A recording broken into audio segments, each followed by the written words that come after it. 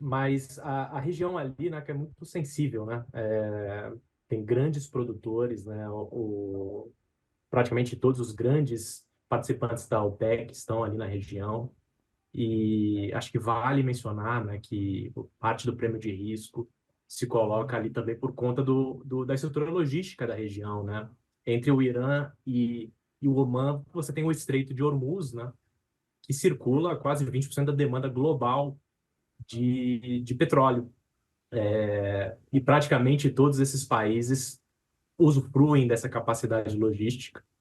E praticamente toda a capacidade ociosa do sistema que está também dentro, né, boa parte consolidada dentro da OPEC, também precisaria ser escoada ali através do estreito, né? Então, com essa escalada, né, acho que abre um flanco de incerteza na região, que vai desde desse potencial gargalo que poderia surgir no estreito, mas também pode atingir de outras formas, né? Desde aumentos de custos como seguros e fretes, né? Porque se tornou mais arriscado transportar material ali na região. A gente já viu isso em outras ocasiões. E poderia ter algum risco também de ataques à infraestrutura local, né? A gente viu isso em 2019, né? Quando houve um ataque bem sério nas infraestruturas da cidade de Abqaiq, na Arábia Saudita, né? Que parou quase metade da produção da Saudi Aramco, fez os preços de petróleo subirem quase 20% à época.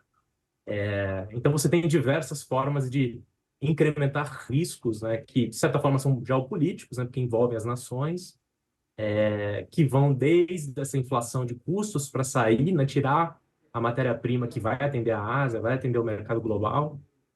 Pode haver riscos às infraestruturas que estão ali na região e também o que seria a bomba atômica aí, né, do setor, que seria a questão logística, né? Uma interrupção, obviamente que parcial, né, do estreito poderia gerar disrupções muito relevantes, que possivelmente só seriam, no curto prazo, mitigadas por uso de reservas estratégicas, mas a gente já está falando de uma escalada muito maior, né? O Ricardo mencionou o Estreito de Hormuz, uma avenida, uma esquina absolutamente essencial para o petróleo no mundo. Aqui a gente vê esse trecho do mundo, né, o Oriente Médio ali. Eu vou dar um zoom para a gente entender do que se trata. O Estreito de Hormuz é esta parte aqui que liga o Golfo de Omã à direita e o Golfo Pérsico à sua esquerda, e fica exatamente neste trecho. Aqui ao norte, esta margem norte que a gente vê é o Irã. E a parte sul são os Emirados Árabes, ali até perto de Dubai.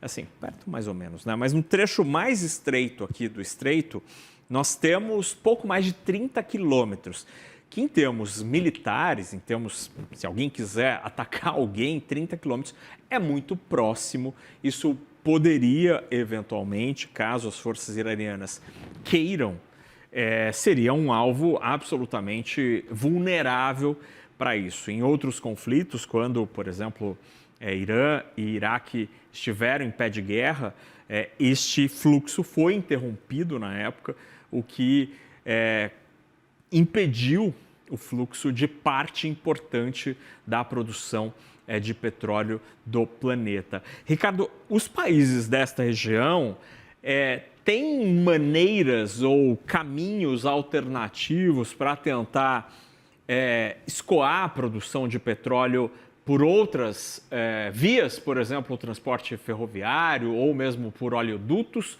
ou esta alternativa é muito restrita?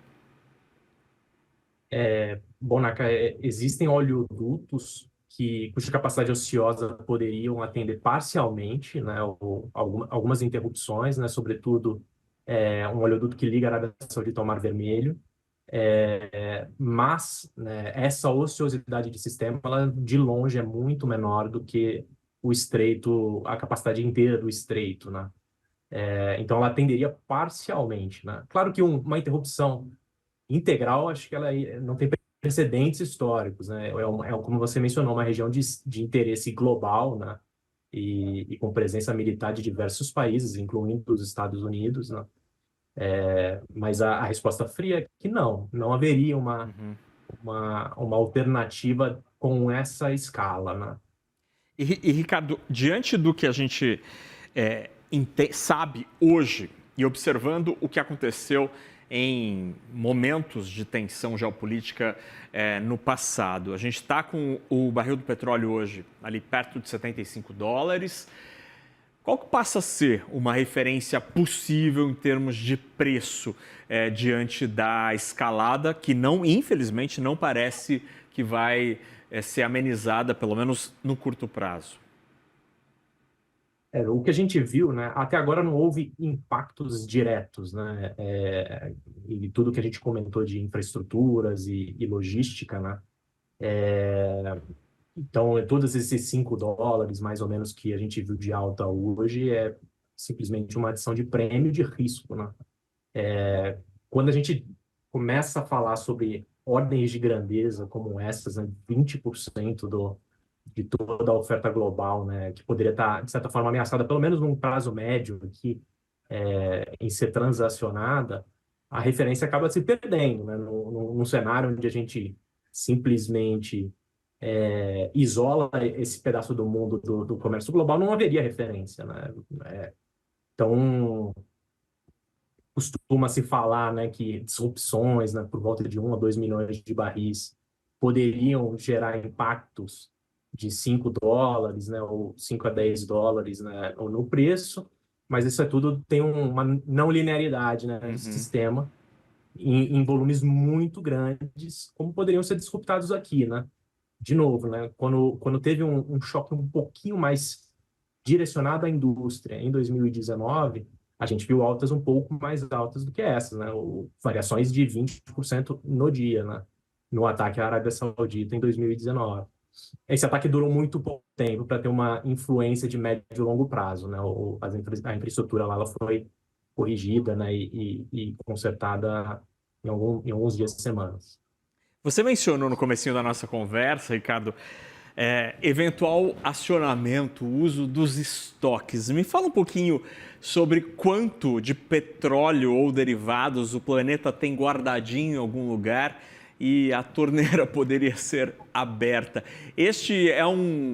Esta é uma saída, de fato, para um momento absolutamente crítico que a gente não vive neste momento, mas seria uma saída possível e é uma saída de quanto tempo, de quantos barris?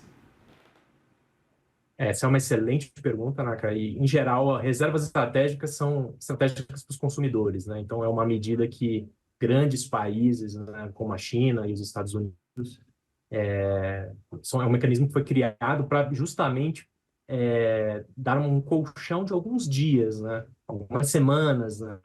Até que a situação seja resolvida.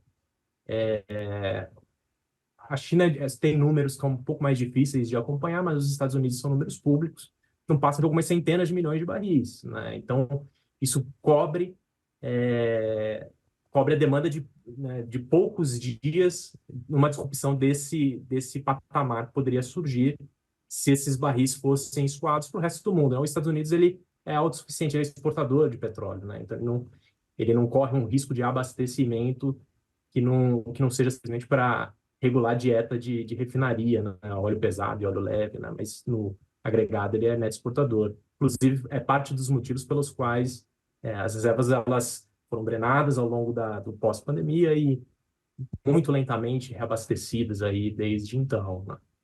É, Mas e, a gente está falando de poucos dias, né? Não estamos sim. falando de muitos meses, né? Então é só um colchão, né, para resolver uma situação. É uma dispensa que não é tão grande assim, né? Agora, Ricardo, Não. quando a gente observa esta evolução dos preços, e aí aparentemente a gente começa a falar num petróleo talvez mais perto de 80, alcançando números até eventualmente maiores do que isso, eu queria te ouvir sobre a competitividade do petróleo produzido em solo americano, especialmente o gás de xisto, né, o shale gas.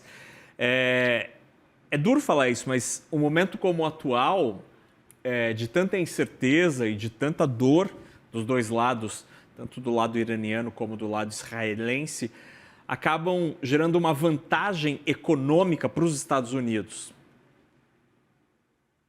Perfeito. Não, números frios são esses, né? De fato, as empresas se beneficiariam, né? E uma nação net exportadora, né, de petróleo se beneficia de óleo mais alto, né? Os Estados Unidos, eles são um lugar onde se gera muito produtividade, né? E se gerou muita produtividade ao longo dos últimos anos, né? E eles evoluíram muito com a tecnologia no shale especificamente, desde o começo dos anos 2010, né? Quando a revolução começou.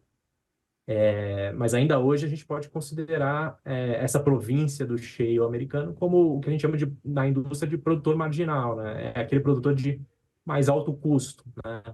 Que ainda precisa de petróleo um pouco acima de $60 para fechar a conta no ciclo inteiro, né? Desde a perfuração dos poços até cumprir todos os seus encargos logísticos e entrega no cliente, né? Até pouco tempo atrás, a referência americana estava muito próximo disso, né? Estava pouco acima de $60, você mostrou no gráfico agora há pouco, né? E aí esses números agora chegando próximos dos $80, toda essa diferença vira resultado de curto prazo, claramente por enquanto, né? Mas vira resultado para as companhias e para o país, né? E quando a gente fala em Brasil, me fala um pouco da tua percepção sobre como isso nos afeta, pelo menos na primeira frente, como produtor. Assim, a gente poderia ter alguma variação, por exemplo, em quem compra o petróleo brasileiro, ou isso acaba passando muito distante da nossa realidade, da nossa relação comercial com os compradores? Uhum. Primeiro, acho que vale frisar assim, que o Brasil é um produtor muito competitivo, né, de custo muito baixo, que já produz tudo que consegue, né? Todo o petróleo que a gente conseguir, né, colocar no mercado, a gente coloca como resultado. É um petróleo muito competitivo. Quem são esses clientes, né? O petróleo é um mercado global, né? O nosso cliente mais significativo e que mais cresce claramente estão na Ásia, né? Isso não deveria mudar. Você pode ter algum reajuste, mas é, não vejo grandes mudanças vindo daqui, assim. E também não vejo grandes mudanças de volume de produção, né? A produção que estaria não viável, que poderia voltar a mercado, né? Não são números significativos. Sabe que hoje grande parte da produção brasileira é pré-sal, e pré-sal muito competitivo. Onde muda, né? Tá no nosso bolso, na verdade, né? Tá no segundo ponto, provavelmente, que você ia levantar, né? Que aqui, há variações de preço de petróleo, pelo menos um curto, médio prazo, elas viram preço de produtos, né? No limite, né? Preço de diesel, preço de gasolina, né? Claro, seguindo toda a regência da política de preços da Petrobras, né? E aí é muito maluco, porque o último movimento da Petrobras foi de queda de preços. Obviamente, a Petrobras não poderia, não tem bola de cristal, não dava para prever que isso iria acontecer. Agora, pensando nas companhias, nas listadas aqui no nosso mercado, como que essa disparada do preço do petróleo afeta o resultado da Petrobras e das empresas privadas que hoje operam no Brasil? Essa vantagem que você destacou, né, o baixo custo de produção no Brasil, é uma vantagem só da Petrobras ou as juniors também acabam surfando nessa história? Acho que é um excelente ponto. Dentre as júniores, o ambiente é um pouco mais heterogêneo, né? Você tem ativos um pouco melhores, ativos um pouco piores, né? Não é consolidado aquele pré-sal, primeira classe, né? Primeira linha que a Petrobras tem. Claramente, para produtores que são um pouquinho mais de alto custo, né? Ou que estão em estágios mais avançados de maturação dos ativos, né? E, portanto, vislumbrando custos um pouco mais elevados com a depleção natural desses ativos, eles se beneficiam mais, né, do que aqueles que estão com os filés, né, com os melhores ativos do, do upstream brasileiro, né? Na Petrobras especificamente, na Petrobras ela tem boa parte também, um percentual muito relevante da sua receita que vem de exportação de produtos, né, inclusive de óleo cru, e venda no mercado doméstico de derivados, né? Com o tempo, né, com o passar do tempo, a Petrobras ela foi crescendo essa linha de exportação com o crescimento da produção, né? No que tange os produtos, né, a receita vinda de produtos vendidos no mercado interno, cai naquela velha incerteza, né, que a gente já debate há muitos, muitos anos, sobre o repasse dos preços, né, que tem a ver com dólar e com petróleo, né? E aí o impacto mais direto das exportações é mais automático, né? No mesmo dia ela já se beneficia de uma receita por barril mais alta. Então, só para a gente terminar em um minutinho, assim, muito rapidamente, Ricardo, dá para Tá? dizer que pro investidor brasileiro, se ele tiver comprado em ações do setor de óleo e gás, seja a Petrobras ou sejam as concorrentes privadas, ele vai conseguir tirar uma casquinha dessa disparada do preço do petróleo. Perfeito, você está corretíssimo, né? Isso deveria se traduzir em potencialmente dividendos mais altos, né? Caso não haja um destino desse capital adicional, né? Dessa geração de caixa adicional das companhias, esse capital poderia ser direcionado ao dividendo aos acionistas. Perfeito, a gente conversou com o Ricardo Viana, analista de commodities, e que nos ajudou a entender as implicações econômicas de tudo isso que está acontecendo lá no Oriente Médio, inclusive para a gestão da tua carteira, do seu portfólio. Meu caro, obrigado pela conversa, bom fim de semana de frio aqui em São Paulo. Obrigado, Naka. Um abraço. Bom Tchau, fim de tchau. semana.